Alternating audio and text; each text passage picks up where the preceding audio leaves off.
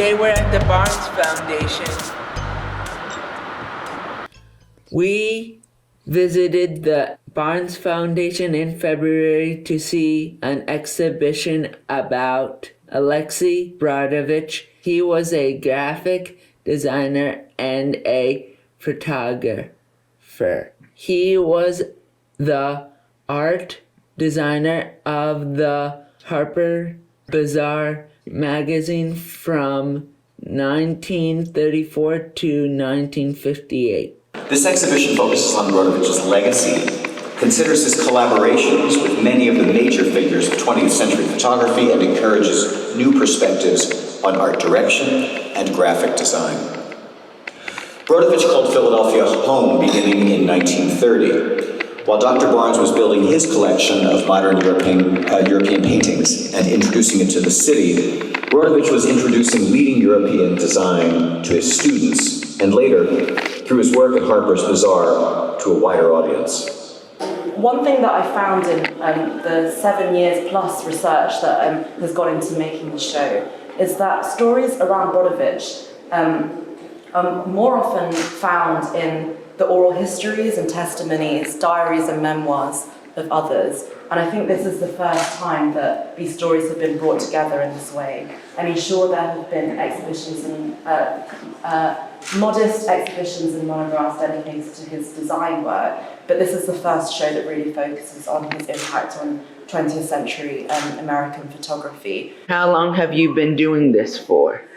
In terms of working at the Barnes since last August, so I last August, so I celebrated my 1.5 year anniversary. Wow. And what's your favorite part of the art?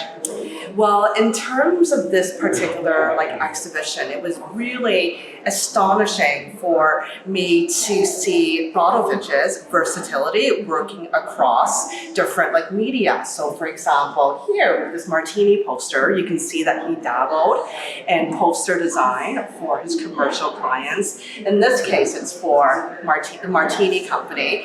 Brodovich also worked in jewelry, like textiles and wallpaper. He designed restaurant interiors. In fact, the flying fish above my head on the wall here, this is actually a maquette for a sign above a seafood restaurant, a really well-known seafood restaurant called Fournier in Paris. Now, he also had a brother who was an architect, and together they experimented with furniture design. And Brodovich especially was really curious about the intersection between sculpture and architecture. So in collaboration with his brother, he created furniture. And this particular piece is pretty special because he had submitted it to a contest called the Low Cost Furniture Competition held by MoMA.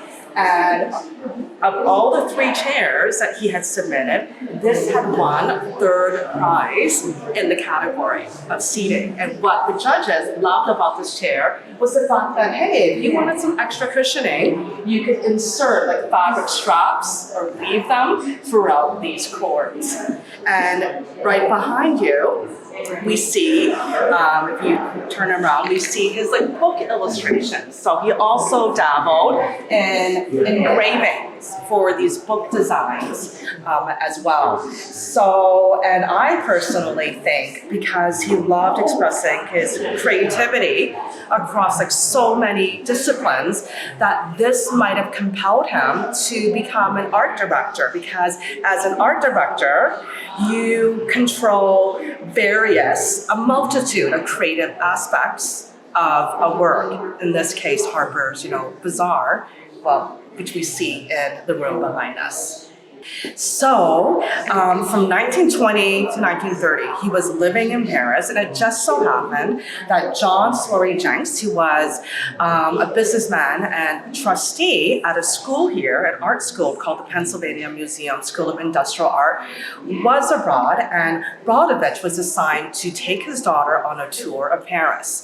And the daughter was so impressed that he asked her father, to invite Brodovich to Philadelphia to teach And so in 1930, Brodovich and his wife packed their things up, moved to Philadelphia, and he completely revamped the design curriculum at the school, but also inaugurated the advertising design program.